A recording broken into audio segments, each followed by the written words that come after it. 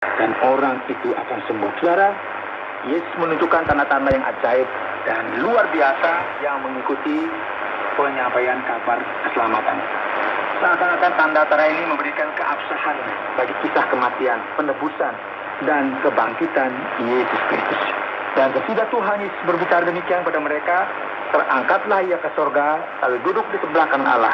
Mereka pun pergilah memberitakan Injil ke segala penjuru, dan Tuhan turut bekerja dan meneguhkan firman itu dengan tanda-tanda yang menyertainya. Pendengar yang dikasihi oleh Tuhan, Anda telah mengikuti kisah terkenal mengenai kematian Kristus.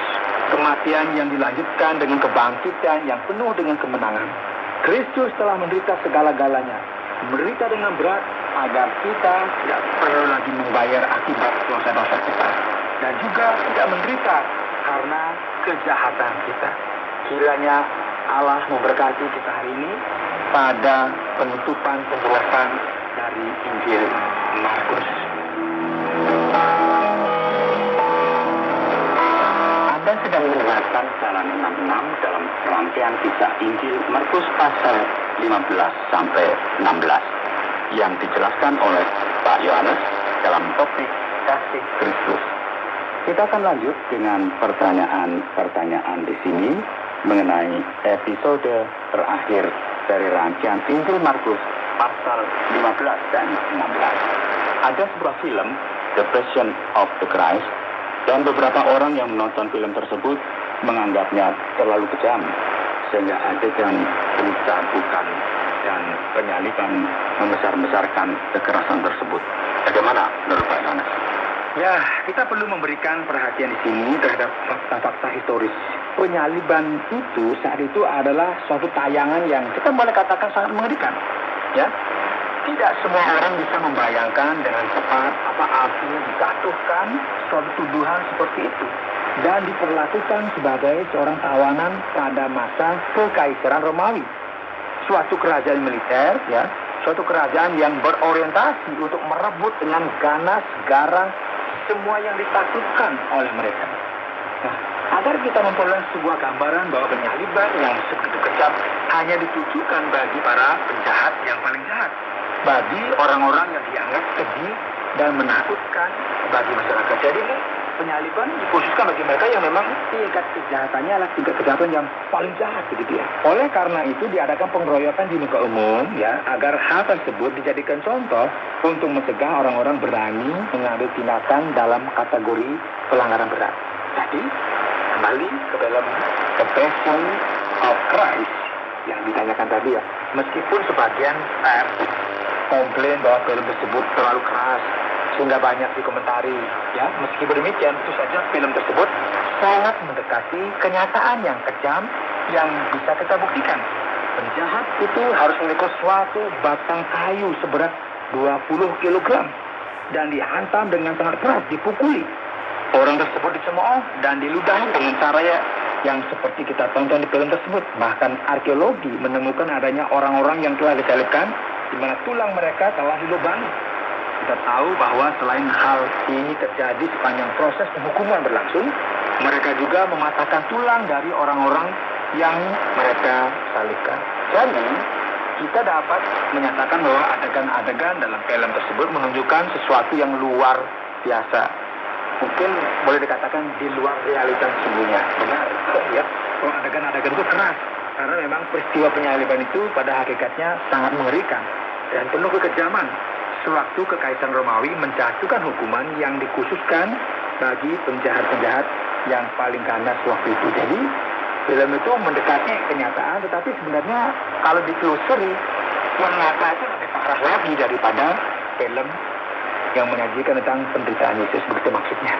Sekarang, sesuatu yang menarik perhatian saya di sini adalah ketika kita membaca pada ayat yang ke-39 dalam pasal yang ke-15, perwira ini, sang prajurit, apakah dia benar-benar memahami apa yang dia katakan ketika dia mengatakan bahwa Yesus adalah anak Allah? Menarik kita ya mengamati bagaimana Injil Markus membahas semua situasi ini. Mari kita perhatikan karena di sini kita sudah mempelajari kisah mengenai orang Kirene, yakni Simeon. Dan di sini muncul sebagai orang non-Yahudi, seorang asing, sebagai seorang Afrika yang terlibat dalam peristiwa penyaliban Yesus. Nah, kita dapat melihat juga adanya perhatian yang lumayan ya, yang diberikan kepada perempuan-perempuan. Dan pada bagian akhir, kepada prajurit Romawi. Jadi semua orang yang dapat dikatakan dikucilkan dalam konteks Yahudi, ternyata memperoleh suatu peranan yang penting pada peristiwa penyaliban Kristus. Menarik ya, bahwa orang yang sedang melihat semua yang sedang berlangsung, ini sebenarnya merupakan bagian dari regu tentara Romawi yang sedang menghukum dan menyalibkan Yesus. Berdasarkan semua yang ia lihat, bagaimana pemandangan keadaan berubah dengan tiba-tiba menjadi gelap gulita, berdasarkan semua yang dia lihat ya, dia melihat Yesus mati, atau kita katakan bahwa dia benar-benar mengakui siapa Yesus yang sesungguhnya. Tetapi ya kecil kemungkinannya dia benar-benar memahami bahwa Yesus adalah Mesias, bahwa dia adalah juru selamat. Karena mereka tidak mau tahu tentang hal itu. Orang ini hanya percaya bahwa ada Allah, ada Tuhan. Dia akhirnya berkata, sungguh orang ini adalah anak Allah. Karena tidak mungkin terjadi hal-hal yang ajaib ketika orang mati seperti yang terjadi pada Yesus. Jadi dia mengakui bahwa Yesus datangnya dari Allah. Sementara kita seharusnya mengerti teks ini. Karena itu beberapa versi menyatakan bahwa dia adalah anak Allah. Karena berusaha memahami bagaimana cara kepala pasukan itu mengekspresikan diri dari apa yang dilihatnya. Berikut kita masuk dalam pasal yang ke-16. Pada bagian akhir Injil Markus, apakah benar bahwa bagian akhir Injil Markus ini tidak menjadi bagian dari teks Alkitab? Dan mengapa ada tertulis di dalam Alkitab? Ini pertanyaan yang penting ya. Saya tahu bahwa tidak semua orang tahu. Mungkin ada orang yang belum pernah mendengar tentang hal ini. Tetapi ada suatu diskusi yang terkenal di antara para peneliti yang mempelajari Alkitab secara lebih mendalam bahwa teks Injil Markus khususnya pasal 16 dari ayat 9 sampai 20 yang menyatakan bahwa teks ini bukan bagian yang asli dari Alkitab. Nah, kalau begitu, mari kita menjelaskan dengan tepat apa yang terjadi di sini. Masalahnya adalah bahwa para peneliti ketika mereka memeriksa naskah-naskah Alkitab, mereka menemukan bahwa Injil Markus mempunyai dua versi akhir yang berbeda. Jadi, dua versi bagian akhirnya yang berbeda.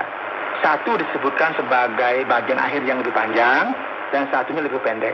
Dengan demikian, jika kita benar-benar mengamati dan mengkaji, maka para peneliti yang benar-benar mengerti teks firman Tuhan ini akan jelas bahwa teks yang lebih panjang itu adalah teks akhir Injil Markus yang lebih banyak diterima atau lebih disukai. Benar bahwa bagian teks ini tidak merupakan bagian dari naskah asli Injil Markus ketika ditulis. Akan tetapi, hal ini tidak berarti bahwa teks ini tidak diilhami oleh Tuhan. Dan tidak berarti bahwa teks ini tidak harus dimasukkan ke dalam Alkitab. Sebagai contoh, kita tahu siapa yang merupakan penulis kitab Ibrani sesungguhnya. Tapi kita tahu bahwa kitab tersebut diilhamkan oleh Tuhan. Ada teks di dalam Perjanjian Lama yang memberikan pertanda yang jelas bahwa teks tersebut telah melewati sebuah proses penyuntingan. Jadi apa yang kita tahu adalah bahwa kemungkinan besar bagian akhir dari teks Injil Markus ini tidak ditulis oleh Markus secara langsung. Namun hal ini tidak berarti bahwa teks ini tidak diilhami, bahwa teks ini tidak dicantumkan di dalam Alkitab. Bukan demikian. Jadi kita harus menerima bahwa teks ini adalah firman Tuhan. Roh Kudus telah menuntun gereja mula-mula sejak zaman dulu untuk mengakui bahwa teks ini diilhami oleh Tuhan. Jadi meskipun para ahli menemukan bahwa teks ini ditulis belakangan dari teks semula, namun hal ini tidak berarti sama sekali bahwa teks ini dapat dicabut dari Alkitab. Demikian penjelasannya. Kemudian, apakah seluruh kontroversi menyangkut pasal 16 Injil Markus itu berkaitan dengan apa yang terdapat di dalam ayat-ayat 16 dan 17? Dan apakah baptisan itu diperlukan agar seseorang dapat diselamatkan? Apakah maksud dari perikop ini? Ya, salah satu penyebab adanya kontroversi mengenai teks ini yang ada kaitannya dengan ayat 16 dan 17, sebenarnya ya kita boleh akui bukanlah soal utama. Hal yang paling penting yang menimbulkan diskusi adalah usia dari teks itu sendiri. Mengapa ada naskah-naskah baru yang mencantumkan teks ini, tetapi naskah-naskah yang tidak begitu lama tidak mencantumkan bagian teks yang lebih panjang ini? Kita perlu memperhatikan teks dengan cermat. Teks ini berkata, siapa yang percaya dan dibaptis akan diselamatkan. Tetapi siapa yang tidak percaya akan dihukum. Baptisan pada zaman Perjanjian Baru ketika seseorang bertobat, terlepas dari pandangan teologisnya, baptisan sewaktu itu dipandang sebagai suatu pertanda seorang itu bersikap untuk mengikut Yesus. Jadi ada sikap yang jelas, saya mau ikut Yesus. Itu dilakukan di depan umum. Jadi jika seseorang itu percaya dan tidak mau dibaptis, dia akan seumpama seseorang yang berpacaran, tetapi berkata bahwa dia tidak mau menikah, tidak mau mengakui bahwa sedang berpacaran dengan orang itu. Hal ini tidak masuk akal ya. Orang yang berkata bahwa percaya kepada Yesus, tetapi menolak komitmen untuk mengakui sebagai pengikut Yesus di muka umum, bagaimana? Jadi sekali lagi masuk akal. Namun perhatikan bahwa teks ini tidak menyatakan bahwa barang siapa tidak percaya dan tidak dibaptis akan dihukum. Disinilah letak perbedaannya. Baptisan itu diperlukan, tetapi baptisan saja tidak akan menyelamatkan siapa-siapa. Baptisan sendiri hanya akan menjadi suatu permandian. Orang akan keluar basa, tetapi tidak akan berarti bahwa dia akan menerima keselamatan karena dibaptis. Ide ini tidak dikhotbahkan dan tidak diajarkan di dalam perjanjian baru. Dan berikut pertanyaan terakhir, apakah seorang yang benar-benar percaya, benar-benar Kristen itu harus membuat mukjizat sehingga membuktikan orang percaya sejati, harus berbicara dalam bahasa roh, minum racun, memegang ular? Apa yang boleh dikatakan tentang sikap penipuan? Begini Pak, dengan pertanyaan-pertanyaan yang sulit ini saya pikir akan jadi lebih mudah untuk pegang ular ya, daripada menjawab pertanyaan-pertanyaan yang Bapak sampaikan. Mari kita lihat bagaimana kita dapat menjawab persoalan ini. Teks mengatakan bahwa memang tanda-tanda akan mengikuti mereka yang percaya. Mereka akan mengusir roh-roh jahat, berbicara dalam bahasa-bahasa asing, memegang ular dan minum racun yang mematikan. Dan semua itu akan mengakibatkan sesuatu yang membahayakan bagi mereka. Mereka akan menimpakan tangan atas orang sakit dan mereka akan disembuhkan. Sekarang perhatikan dengan baik. Tanda-tanda ini adalah tanda-tanda yang akan mengikuti atau menyertai sepanjang cara dalam pemberitaan Injil. Tanda-tanda ini terjadi dalam sejarah. Orang misalnya memegang ular dan tidak mati. Nah, ada kesaksian banyak orang yang telah diracuni sepanjang sejarah misi kekristenan dan tidak mati. Sekarang hal ini tidak berarti bahwa semua orang percaya yang secara pribadi untuk membuktikan bahwa dia adalah orang percaya harus melewati suatu pengalaman yang serupa dengan pengalaman tersebut.